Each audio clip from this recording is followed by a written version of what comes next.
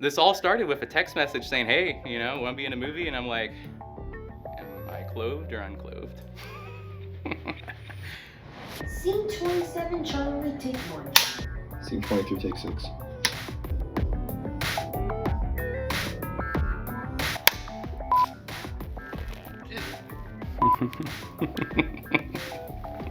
He's a detective with the Reardon Police Department. Really? 2 thumbs down.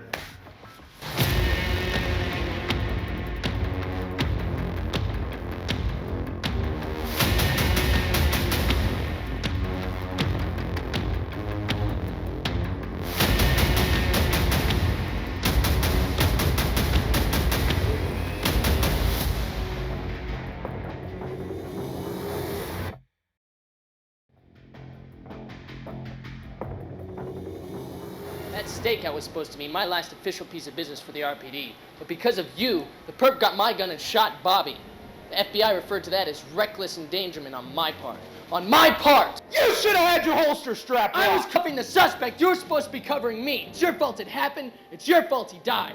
So Deathgame is actually a reimagining of a movie that I made as a school project my senior year of high school about 20 years ago. And it's similar in storyline, but there obviously are a lot of changes. We have the same character names, but they're not necessarily in the same positions in this film. Some of the storyline is similar as far as the background and the character arcs go, where of course other parts are different. I didn't want anybody who had seen the first movie to know exactly what they were watching if they went in to watch the remake, so we definitely made a lot of changes. So I think at its core, Deathgame is a story about redemption. It focuses on our primary protagonist, John Taylor, who is a detective with the Reardon Police Department. John just can't catch a break. He recently divorced, a little bit of an alcoholic, functioning at least, but still alcoholic. And he's just kind of down in the dumps from everything.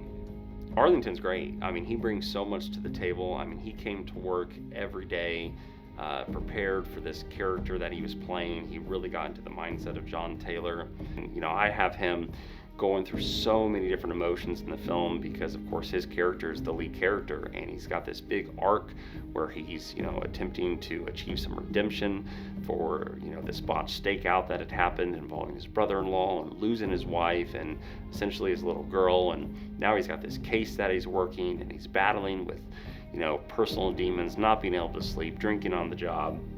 And so Arlington really, it was like an onion. He was just layer after layer after layer that he really had to perform, and he just delivered, and I couldn't have asked for more from him. We don't know yet. The first 2 were obviously Bureau employees tied to Carter either directly or through their actions. We think we have the analyst role figured out, and I'm pretty sure that Agent Mitchell's death was simply used as a means to taunt Agent Carter. As for the 3rd, no obvious connection. This killer has really got him stumped and frustrated, really kind of getting at him in every single way. Are you enjoying this little game we're playing? They quickly find out that the victim is a FBI employee, so consequently the FBI needs to be involved with it. Hello, You're with the FBI. Saw your jacket. Well, what I was gonna say was, hi, my name is Abby Carter. But yes, I'm with the FBI. And you are? John Taylor, RPD. Abby Carter is a special agent with the FBI. She was a rising star in the academy. She quickly made a name for herself. He's not really too enthused to be working with Abby Carter. He doesn't really give her a chance at all. Kind of demeaning a little bit at times with her, working with her. But at the end of the day, they're able to work together and end up, liking her as a friend. Bree was actually a little hesitant to join the production at first, but I knew she had a personal interest in law enforcement as a career, and also was, physically fit and had the stamina to portray the role of Carter as I saw her when I wrote the script, and she delivered. Whether that was doing fight choreography on her days off, running, jumping, fighting, shooting, rolling, she did it with very little complaining. And I couldn't ask for more from any actor on the set. You have to see this. As the story unravels, you come to find out that there's some connection between the killings and the investigators themselves. Foster's great. You know, Foster is also a producer on the film, a massive help behind the scenes as well, both technically, you know, on set and in post-production and in pre-production. And then, of course, when it came to his performance as Chris Andrews, you know, throughout most of the film, he's kind of just the sidekick. He's the partner that, you know, calls Taylor into the scene of the first murder, and you know, he's there running errands and doing this and chasing the clues and the evidence and all this kind of stuff. And then, of course, there's this big twist. The further into the case they get, they discover that Michelle and Chris are actually the perpetrators behind the crimes and the killings. They had something of a romantic relationship, and she kind of used that and his past trauma to leverage him into doing these psychotic killings for her benefit, essentially. They ruined your life. I saved it. I helped you find yourself. Now finish it. I play the role of Michelle Ward. She is a profiler with the FBI, and she is called in to try and get inside the head of this serial killer. Michelle's had a rough past. Her childhood was not great. Her mom was crazy, bipolar, schizophrenic, and her dad was an alcoholic who abused her. So she kind of fell into the profiling job as a way out, like to get inside of other people's heads and out of her own. But through all of this, it gets to be a little much, and maybe she has a touch of the crazy herself.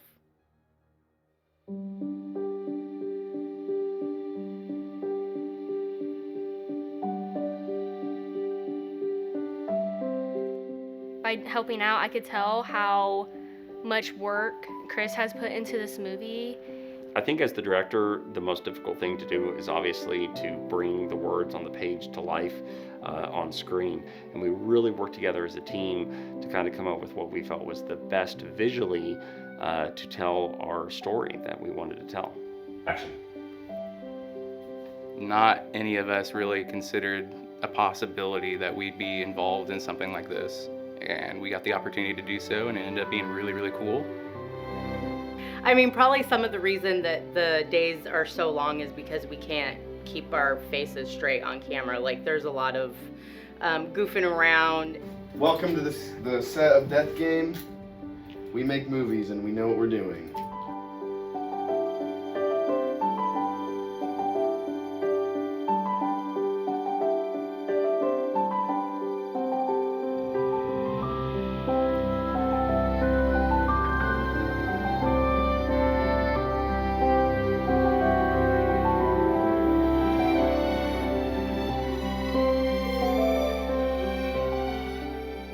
This is the only movie I make for the rest of my life. I'm okay with that. I'm proud of this film. I'm proud of the people that were involved with it. I hope they're still talking about it like hours after it. I hope it leaves them with a sense of, wow, that was really intense.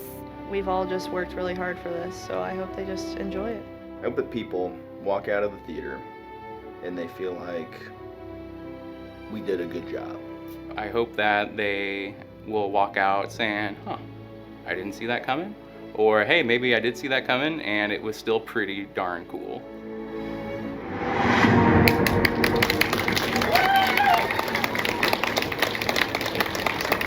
It was really a big collaborative effort, you know, whether we're talking about making the props or securing the locations or choreographing the fights or making the costumes and so forth. I mean, everybody had to do so many different tasks. I mean, basically, if you weren't in front of the camera and if you were there, you were doing something behind the camera, whether that was running the camera, holding the boom, working the lights, doing special effects makeup, you know, whatever it may be. I mean, it was a team effort and it couldn't have been done without this group of people. And I'm extremely grateful for their participation in this film. They were wrapped! It's a wrap! Woo!